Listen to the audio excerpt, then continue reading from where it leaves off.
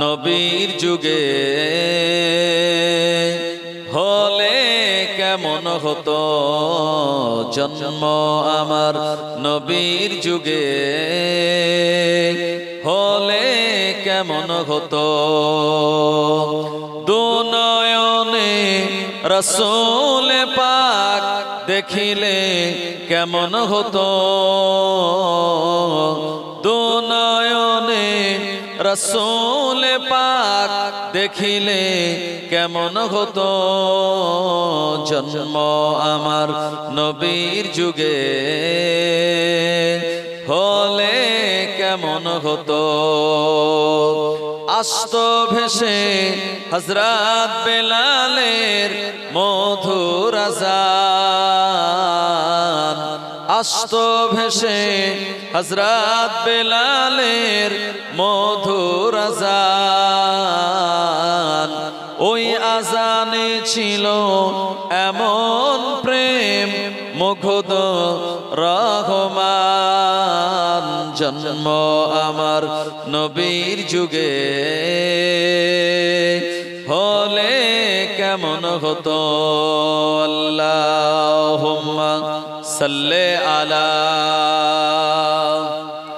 খুব মোহাব্বতে জোরে জোরে পড়েন ও আলা আলে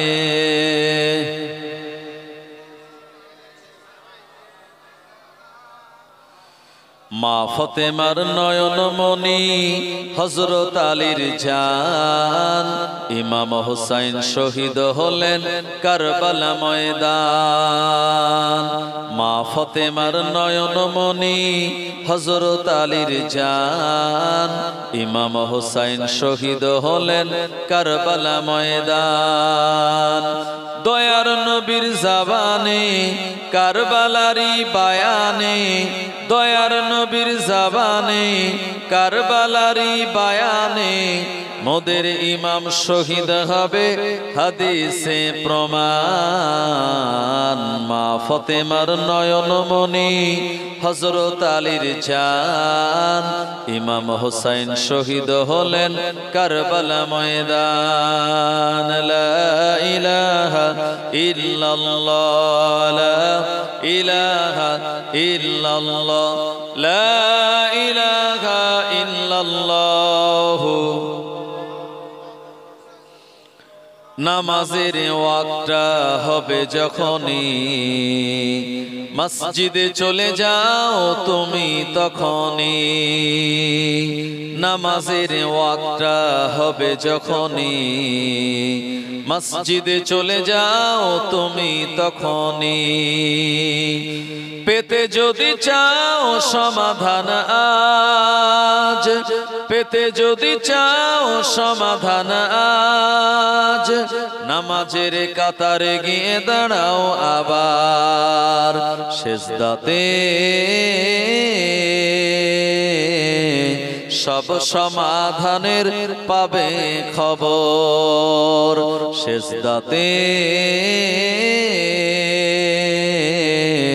সব সমাধানের পাবে খবর সকালের সূর্যটা ওঠে প্রতিদিন তবুও পৃথিবীটা হয় না রঙিন সকালের সূর্যটা ওঠে প্রতিদিন তবুও পৃথিবীটা হয় না রঙিন হতাশার কালো মেঘেছে গেছে ঘর এখানে নেয় না কেউ কারো খবর কারাগার যে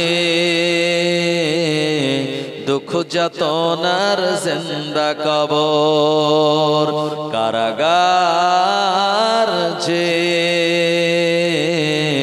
দুঃখ যাতনার জিন্দা কবর লা ইলাহা ইল্লাল্লাহ লা ইলাহা ইল্লাল্লাহ লা ইলাহা ইল্লাল্লাহ মুহাম্মাদুর রাসূলুল্লাহ ওই পাহাড়কে যদি প্রশ্ন করো সৃজন করেছে কে তোমারে, ভাষাহীনা এক জবাব পাবে, আমার মালিক সে তো আল্লাহ মহান। জোরে হবে না?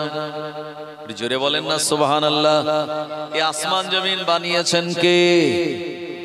এই দুনিয়ায় আল্লাহ প্রথম পুরো পৃথিবীতে পানি দিয়ে ভরে দিয়েছিলেন। এই পানির ওপরে আল্লাহ পাক জমিনকে দিলেন, কারণ আপনারা জানেন গোটা পৃথিবীর 4 ভাগের ভিতরে 3 ভাগ পানি, 1 ভাগ মাটি।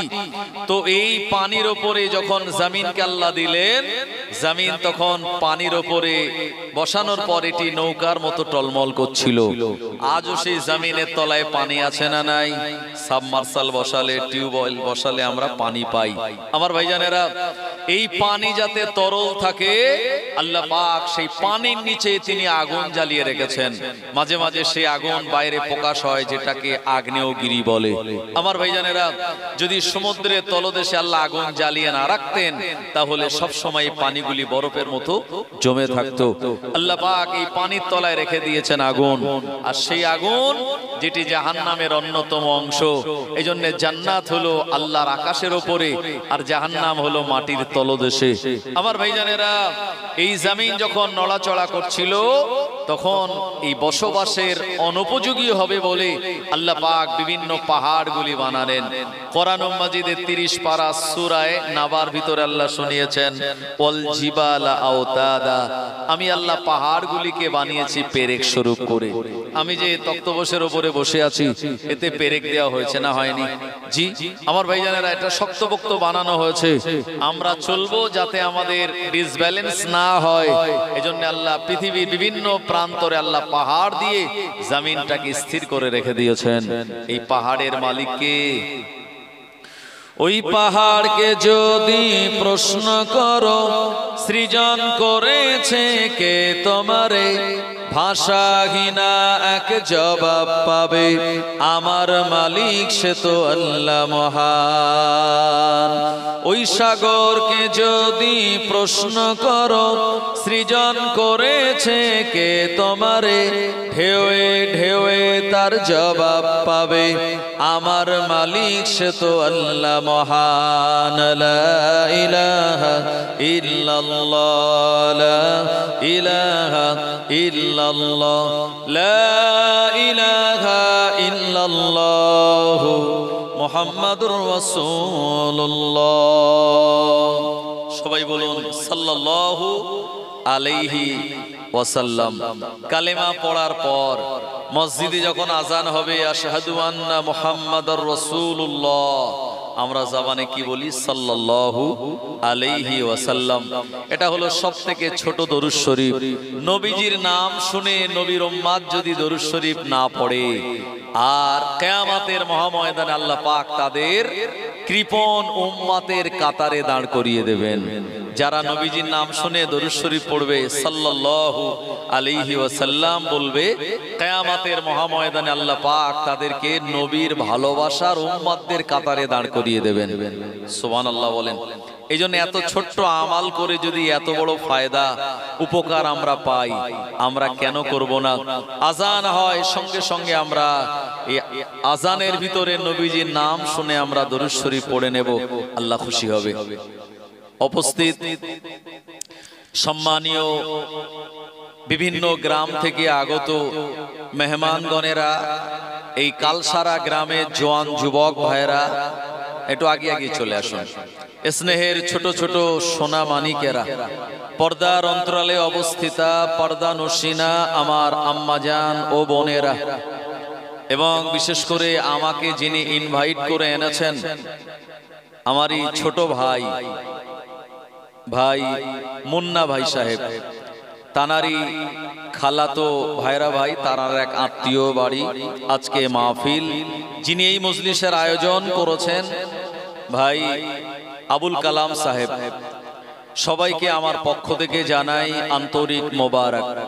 মহান আল্লাহ সুবহানাহু ওয়া তাআলার দরবারে আমরা শুকরিয়া জ্ঞাপন করি যে আল্লাহ পাক আমাদেরকে আরবি 1446 হিজরির 6তম মাস মাহে জামাদিউস সানি চাঁদের 15তম তারিখের রজনীতে ঠান্ডার রাত হলেও আমরা আল্লাহ আল্লাহ রসুলের ভালোবাসায় মহাব্বাতে এখানে এসে বসতে পেরেছি। আল্লাহ এই মানসিকতা আমাদেরকে দিয়েছেন।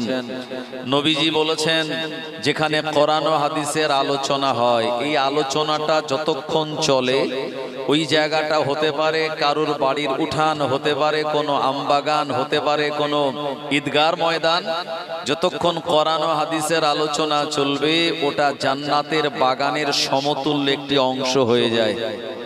আল্লাহ পাক আমাদের সাময়িক সময়ের জন্য এরকম একটি সুন্দরতম জান্নাতি বাগানের সমতুল্য একটি অংশে বসার মতো মানসিকতা তৌফিক দিয়েছেন। যে আল্লাহ দরবারে ইলাহিতে জানাই প্রাণ ভরা শুকরিয়া। মোহাব্বতের সঙ্গে বলুন আলহামদুলিল্লাহ। আরেকটু আমার সঙ্গে বলুন হামদান কাসীরান তাইয়্যিবান মুবারাকান ফীহি ইয়া রাব্বি লাকাল হামদু কামা ইয়ানবাগি লিজালালি ওয়াজহিকা ওয়া আযীমি সুলতানিকা। এই কথাগুলি বলে আমরা আল্লাহ পাকের শুকরিয়া আদায় করলাম। যদি শুধু আপনি আলহামদুলিল্লাহ বলেন তাতেও শুকরিয়া আদায় হবে, কিন্তু সেই শুকরিয়া আদায়টা কেমন হবে জানেন? কোন হুজুরকে দাওয়াত দিয়ে যদি আপনি শুধু ডাল আর আলু ভর্তা দেন, হুজুর মনে মনে খুশি হবে না রেগে যাবে?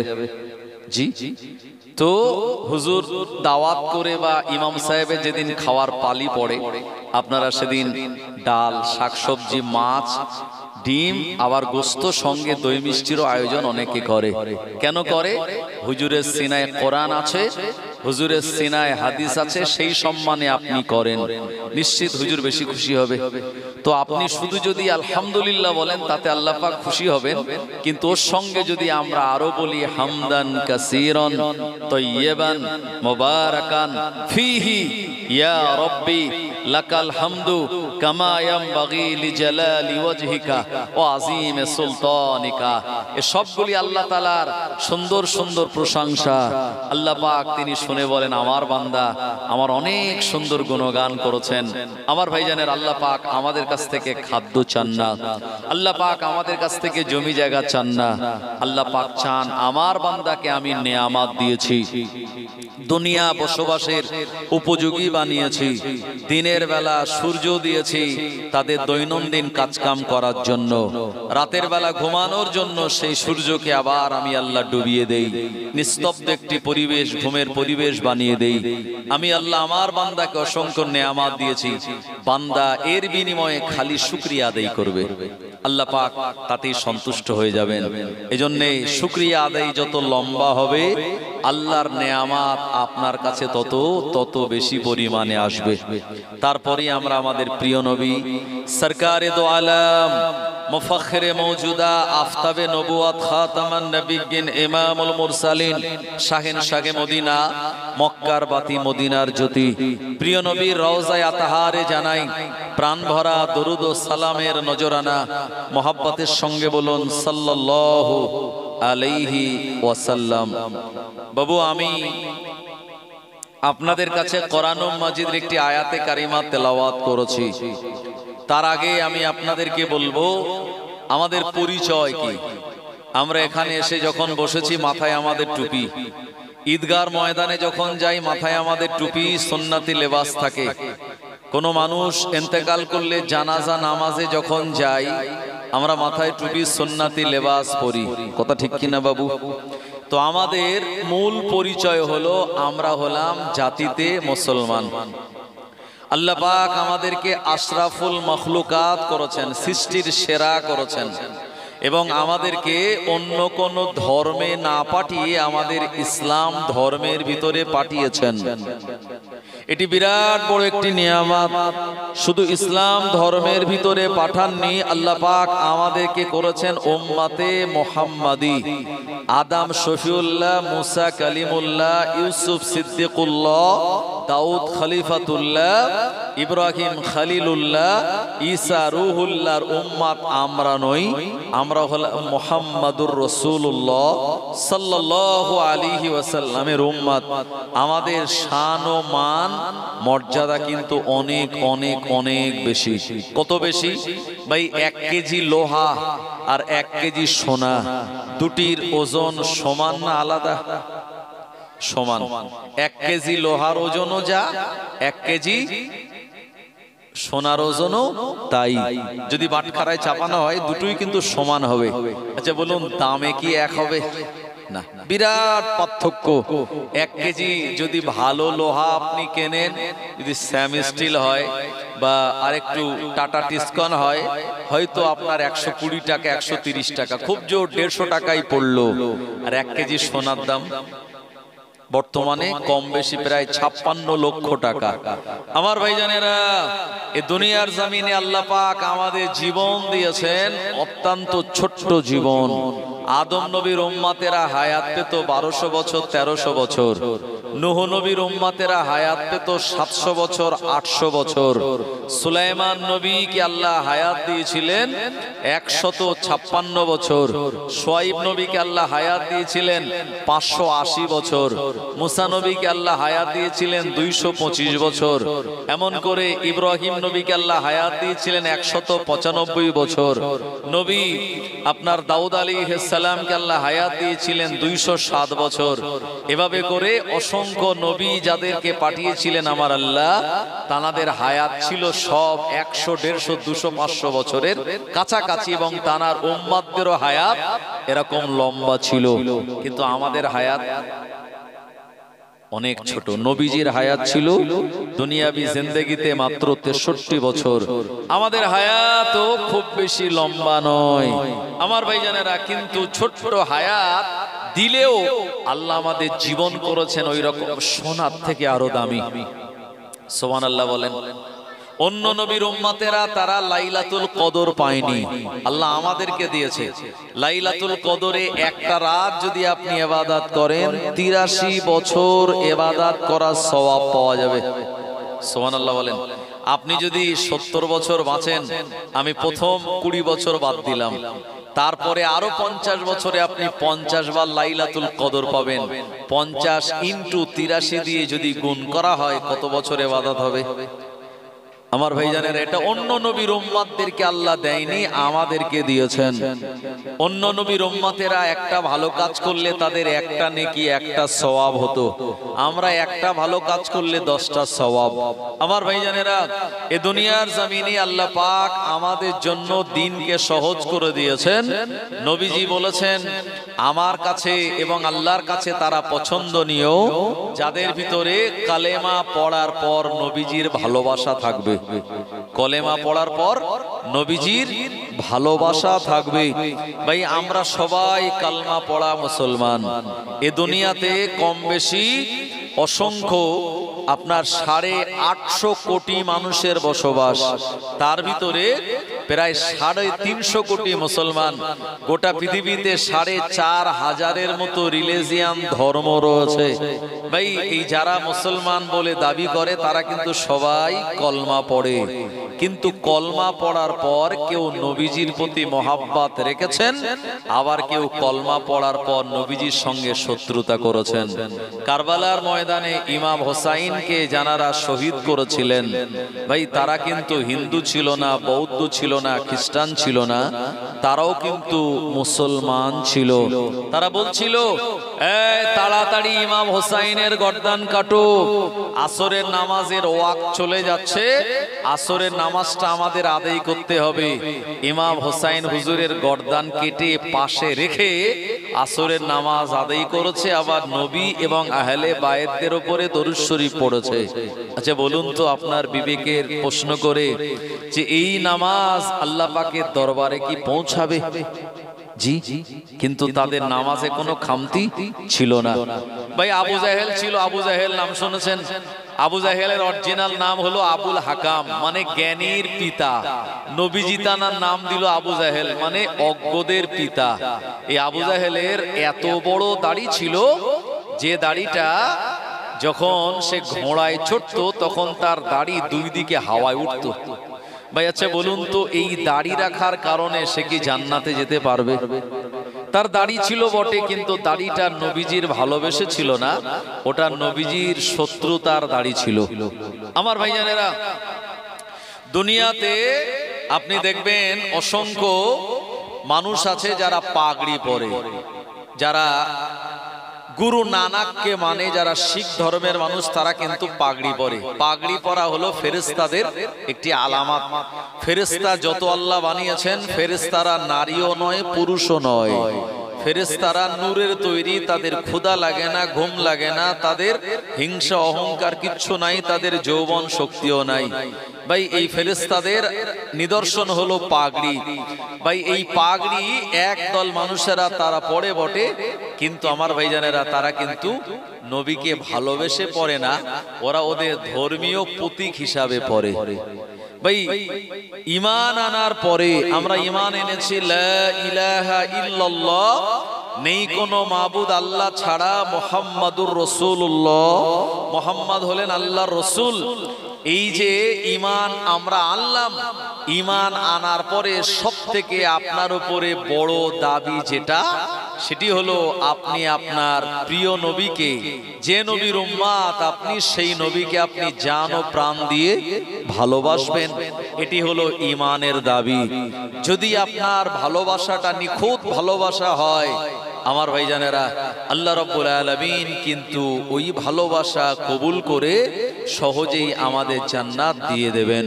জোরে বলেন ইনশাআল্লাহ। আমার ভাইজানেরা, খুব ভালো করে বুঝতে হবে, ইসলামের মৌলিক বিষয় হলো নামাজ, রোজা, হজ ও যাকাত, এটি বড় লোকেদের। আর কালেমা, কালেমা প্রথম, তারপরে নামাজ, তারপরে রোজা, এটা গরিব মানুষ বড় লোক সবার জন্য। আর হজ আর যাকাত হলো বড় লোকের জন্য। আমার ভাইজানেরা, কেউ যদি যাকাত না দেয়, হজ না করে, তো গরিব যারা তারা তো দেবে না, তাদের উপর এটা অপরিহার্য নয়।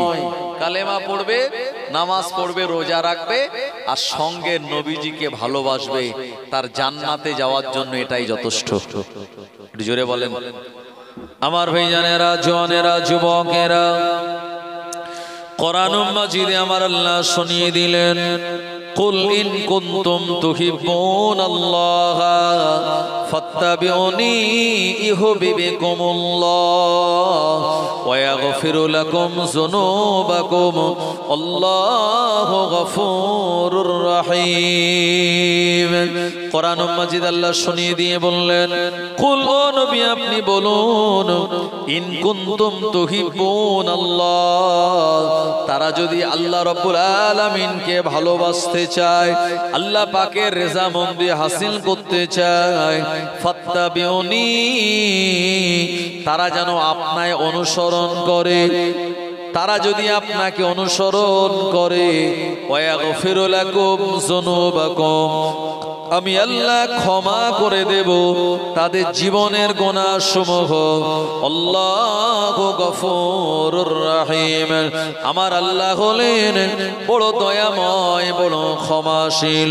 ও আমার ভাইজানেরা, কিয়ামতের মহাময়দানে আমার আল্লাহ বিচারের সিংহাসনে তিনি বসবেন, মানুষদেরকে বিচার করার জন্য। কিয়ামতের মহাময়দানে কোন গরু, ছাগল, অন্যান্য প্রাণীদেরকে আমার আল্লাহ তাদের জন্য জান্নাত জাহান্নাম বানান নাই। জান্নাত জাহান্নাম আমার আল্লাহ বানিয়েছেন কেবলমাত্র মানুষ এবং জিন জাতির জন্য। আমার আল্লাহ বিচারের সিংহাসনে যেদিন বসবেন, ওই দিন প্রিয় নবী মুহাম্মদুর রাসূলুল্লাহ সাল্লাল্লাহু আলাইহি ওয়াসাল্লামের উম্মতেরা আল্লাহ পাকের দরবারে আগে বিচার দিতে যাবেন। আদম নবী থেকে ঈসা রুহুল্লাহ পর্যন্ত সব নবীর উম্মতদের বিচার শেষে হবে, কিন্তু আমাদের বিচারটা আগে হবে। কেন আগে হবে? কারণ কিয়ামতের মহাময়দানে সব নবীর উম্মতেরা চাইবে আমাদের বিচারটা আগে হোক, কারণ কিয়ামতের যে কষ্টকর পরিস্থিতি, এটা সহ্য করা আপনার দুষ্প্রাপ্য এবং অত্যন্ত কঠিন। তাই আগে যদি বিচার হয় তো আগে আগে জান্নাতে চলে যেতে পারবো। নবীজির উম্মতদের আমাদের আগে বিচার হবে। তো আল্লাহ রাব্বুল আলামিনের দরবারে সর্বপ্রথম কে যাবেন জানেন? আল্লাহর কাছে কিয়ামতের দিন সর্বপ্রথম কে যাবেন? যিনি যাবেন ইনি হলেন এমন একজন ব্যক্তি যার সম্পর্কে নবীজি বলেছেন, আমার এই সাহাবীর এক রাতের আমাল যদি এক পাল্লায় রাখা হয়, আর আমার তামাম উম্মতের আমাল যদি, সারা জীবনের আমাল যদি আর এক পাল্লায় রাখা হয়, আমার এই সাহাবীর এক রাতের আমালের পাল্লাটা আল্লাহর দরবারে ভারী হয়ে যাবে।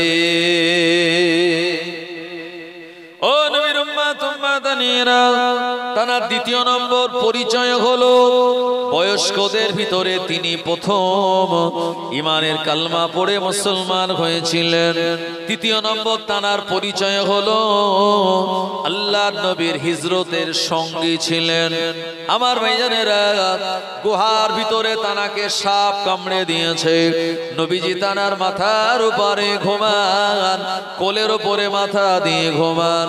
সাপ কামড়ানোর পরে প্রচন্ড জ্বালা যন্ত্রণা, নবীজিকে ডাকেন না, আল্লাহর নবীর কাঁচা ঘোমটা ভেঙে যাবে। তাই ও আমার ভাইজানেরা, ওই সাহাবীর গোটা শরীরটা যখন নীল হয়ে গেল, আর যন্ত্রণা সহ্য করতে পারে না, এ সময় তানা চোখের গরম দু ফোঁটা পানি আল্লাহর হাবিবের চেহারা মোবারকে পড়ে গেল। আল্লাহর হাবিবের ঘুম কানা ভেঙে গেল। নবীজি বলেন, আমার সাহাবী কি হয়েছে তোমার? ইয়া রাসূলুল্লাহ, হাবিবাল্লাহ, হুজুর আপনি আমার কোলের উপরে মাথা দিয়ে ঘুমাচ্ছিলেন, একটা পাহাড়ি জাহালিলা সাপ আমায় কামড়ে দিয়েছে। এই সাপের কারণে, সাপ কামড়ানোর কারণে আমার এমন অবস্থা। ও আমার সাহাবী, আমায় কেন তুমি আগে ডাকলে না? ইয়া রাসূলুল্লাহ, ইয়া হাবিবাল্লাহ, হুজুর আপনি আমার কোলের উপরে মাথা দিয়ে বিশ্রাম করেন, কেমন করে আপনার কাঁচা ঘোমটা ভাঙিয়ে দেই। নবীজি আমার খুশি হয়ে ওই আবু বকর সিদ্দিক রাদিয়াল্লাহু আনহু তানার এমন করে সাপ কামড়ানো জায়গাতে নবীজি তানার লালা মোবারক দিয়ে দিলেন, আর সঙ্গে সঙ্গে আমার ভাইজানেরা, তানার গোটা শরীরে সাপের বিষটাকে আমার আল্লাহ পানি করে দিয়েছিলেন। কি নাম বলেছি তানার? হযরতে আবু বকর সিদ্দিক, যিনি নবীজির সম্পর্কে শ্বশুর মশাই। আবু বকর সিদ্দিক যিনি, তিনি হলেন গোটা ইসলামী সাম্রাজ্যের প্রথম খলিফা। তিনি এই কিয়ামতের মহাময়দানে আল্লাহ পাক তানাকে আল্লাহর কাছে প্রিয় নবী প্রথম পাঠাবেন। কারণ মাঝে মাঝে যখন স্কুলে ভিজিট হয় কি হয় না?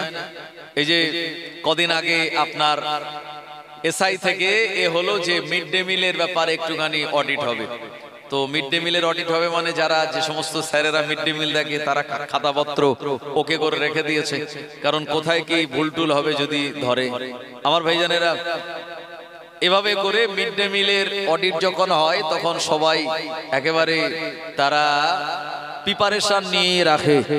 মাঝে মাঝে ডিআই থেকে ভিজিট হয় যে কিভাবে মাস্টার মশাইরা পড়াচ্ছে একটু দেখি। তো যে ক্লাসে ঢোকে বা যেদিন যায়, আগে থেকে স্যারেরা সব ছেলেদেরকে বলে রাখে যে যদি এই এই কোশ্চেনগুলি ধরে তার এই এই উত্তর তোরা ঠিকঠাক করে দিস, নালে আমাদের মান সম্মান আর থাকবে না। বলে কি বলে না? আমার ভাইজানেরা, যদি স্কুলের বাচ্চারা ঠিকঠাক জবাব দিতে পারে তো স্যারের মুখটা উজ্জ্বল হয়।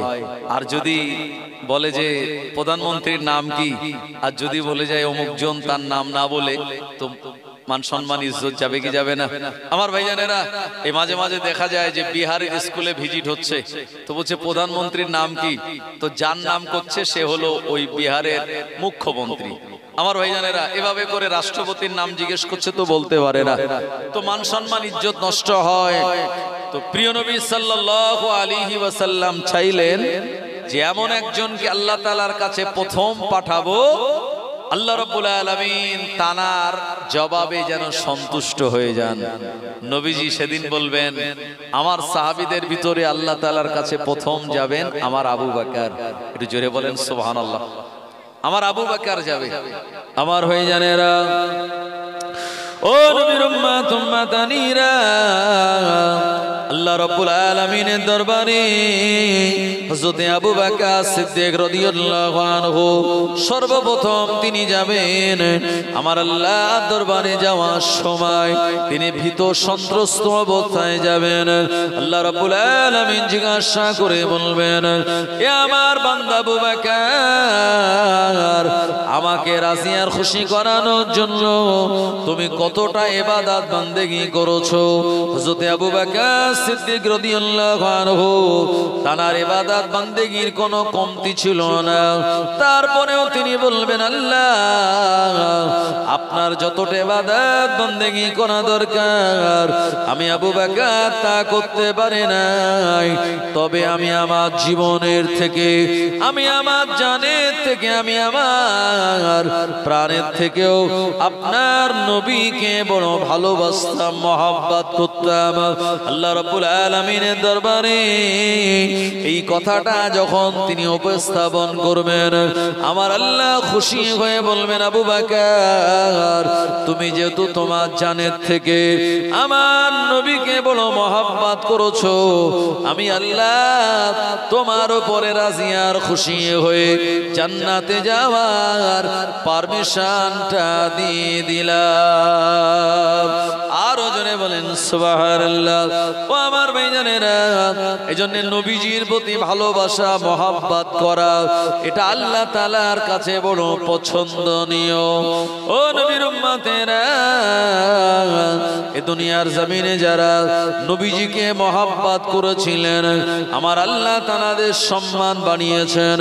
নবীজিকে মহব্বত করেছিলেন পিরানে পীর দস্তগীর গাউসুল আজম বড় পীর আব্দুল কাদির জিলানী আল বাগদাদি।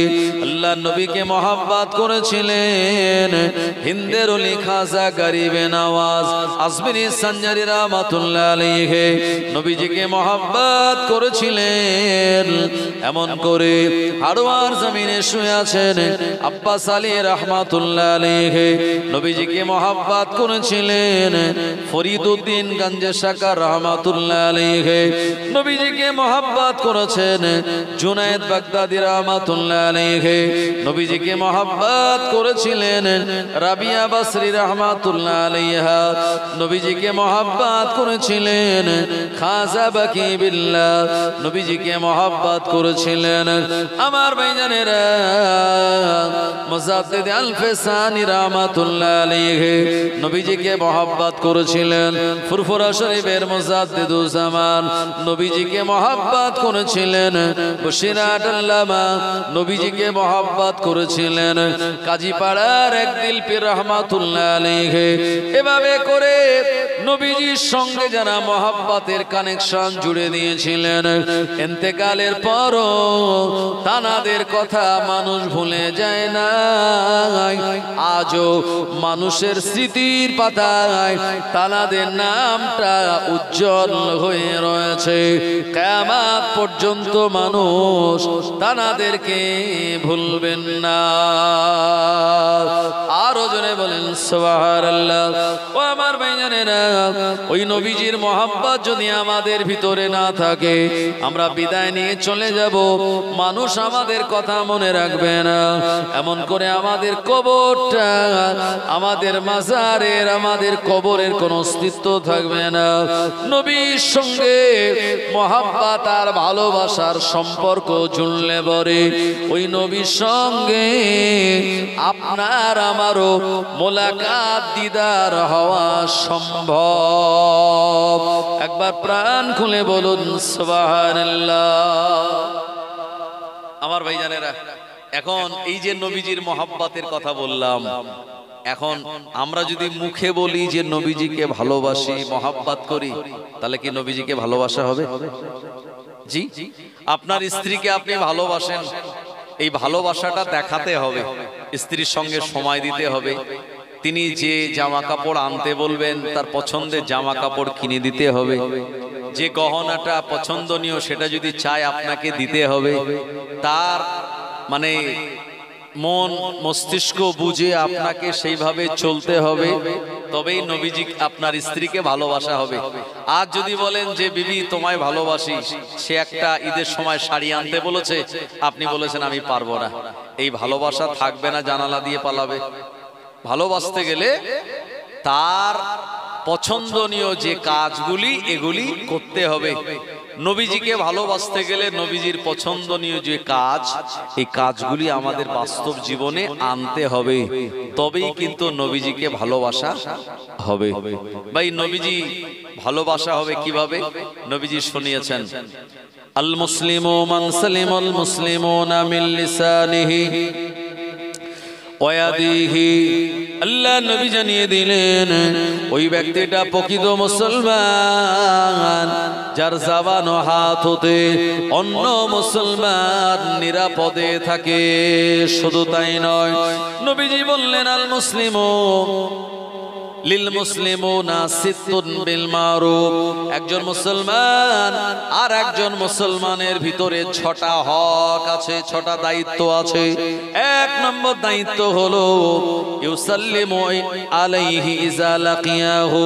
যখন আপনার সঙ্গে অন্য কোন মুসলমান ভাইয়ের দেখা হয়ে যাবে, আপনি তখন প্রথমে সালাম দেবেন, আসসালামু আলাইকুম। এটা নবীজির আদর্শ, নবীজির সুন্নাত। আপনি যখন আপনার জামাইকে, আপনার আব্বাকে, আপনার বেটাকে, আপনার গ্রামের মুরব্বিকে, ইমামকে, মুয়াজ্জিনকে সালাম দেবেন, তার মানে আপনার ভিতরে নবীজির আদর্শ রয়েছে এবং নবীর আদর্শকে আপনি ভালোবেসে এই সালামের প্রথা সমাজে আপনি চালু করলেন, তবে নবীজিকে ভালোবাসা হলো। জি, এই জন্য এখানে আজকে আপনারা বসেছেন। আর আমার আপনাদের গ্রামের যোগ্যতম সুসন্তান আবুল কালাম সাহেব, তিনি এই মাহফিল দিয়েছেন। আপনাদের বসা আর আমার আলোচনা করা আর টানার হাজার হাজার টাকা খরচ করে যে মাহফিলের আয়োজন, তবেই সার্থক হবে যদি এখান থেকে কিছু আমাল নিয়ে আগামীকাল থেকে আপনি আমি শুরু করতে পারি, তবে বিরাট ফায়দা হবে। আর যদি তা না হয়, তাহলে আমি এসেছি আমার কিছু নজরানা দেবে, আপনারা এসেছেন আপনাদের কিছু তাবারক দেবে, আর আপনারা চলে যাবেন, এর থেকে বেশি কিছু হবে না। তাই আগামীকাল থেকে নিয়াত করুন, যার সঙ্গে দেখা হোক সে যদি মুসলমান হয়, আপনি চিনতে পারেন, তাহলে আপনি তাকে সালাম দিন, আসসালামু আলাইকুম। কোনো লজ্জা নেই, কোন রকম দ্বিধা না করে আপনি তানাকে সালাম দিন। আমার ভাইজানের আমি দেখেছি অন্য অন্য ধর্মের মানুষেরা, তাদের সঙ্গে তাদের ধর্মের মানুষের দেখা হলে তারা তাদের অভ্যর্থনা যেগুলি আছে, কেউ নমস্কার বলে, কেউ গুড মর্নিং বলে, বা নানান কিছু তারা তাদের সংকেত ইউজ করে। আমরা মুসলমান নবীজির আদর্শ সালাম দেওয়া আমরা ছেড়ে দিয়েছি। বাড়িতে ঢুকেছেন, বিবিকে দেখলেন, আপনি বিবিকেই দেখে বলুন আসসালামু আলাইকুম। আপনি বলবেন হুজুর তো লজ্জাজনক ব্যাপার। না না, লজ্জার কি আছে? আপনি বিবিকে সালাম দিলেন মানে আপনি বিবিকে ভালোবেসে তার শুভ কামনা করলেন, আল্লাহর রহমত শান্তি তোমার উপরে বর্ষিত হোক। এর থেকে আর ভালো জিনিস কিছু আছে? আমার ভাইজানেরা, ও নবীর উম্মতেরা, নবীজি বললেন যে বাড়িতে সালাম কালামের আদান প্রদান হয়, ওই বাড়ি থেকে দুষ্টু জিন যেমন চলে যায়, আমার আল্লাহর রহমত গুলি নাজিল হয়ে যায়। ও নবীর উম্মত উম্মতানিরা, ইমামকে দেখে আপনি যেমন সালাম দেন, আপনার সন্তানকে দেখে আপনি সালাম দেন, আসসালামু আলাইকুম। দেখবেন সন্তান একদিন হয়তো লজ্জা পাবে, এ আব্বা আমার সালাম দিচ্ছে, এ তো হুজুররা দেয়, হুজুরদের দিতে হয়। আরে না, এটা হুজুরদের নয়, সবাইয়ের। হয়তো একদিন লজ্জা লাগবে, 2 দিন 3 দিনের মাথায় দেখবেন আপনার বেটা আপনাকে সালাম দিচ্ছে, আসসালামু আলাইকুম। বিশ্বাস করুন, আল্লাহ কসম করে বলছি, আপনার বাড়িতে শান্তির পরিবেশ তৈরি হয়ে যাবে। আপনার বাড়িতে আলাদা একটা শান্তির পরিবেশ আপনি এটা ধারণা করতে পারবেন, আলাদা অনুভূতি আপনার হবে। এবং যদি কোনো দুষ্ট জিনের আসর থাকে বা আপনার বাড়িতে কেউ যদি বদ নজর দিয়ে রাখে, আল্লাহর কসম এটা বাড়ি থেকে দূর হয়ে যাবে ইনশাআল্লাহ। আপনারা সবাই পালন করবেন, জোরে বলেন ইনশাআল্লাহ। ইনশাআল্লাহর আওয়াজ হলো। তার মানে আপনারা বলছেন হুজুর আপনি আপনার মতো বলে যান, ও মানবো না মানবো আমাদের ব্যাপার। কথা ঠিক কি না? এরকম হবে নাকি? না। ফেরেশতা যখন কবরে আসবে আমাদের কিন্তু আগে সালাম দেবে। যদি সালামের পথা এখান থেকে চালু করে যেতে পারি, তাহলে কবরেও যদি আমরা দিতে পারি ওয়া আলাইকুমুস সালাম, ফেরেশতা বলবে না বান্দা ঠিক আছে, কি আমাদের প্রতি একটু সদয় হবে। আর যদি সালাম দেওয়ার পরে আমরা বলি হা হা লাদরি, কি বলছে বুঝি না, ফেরেশতা বলবে এ তো সে জিনিস নয়। কি আমাদের সঙ্গে ভালো আচরণ করবে ভাই?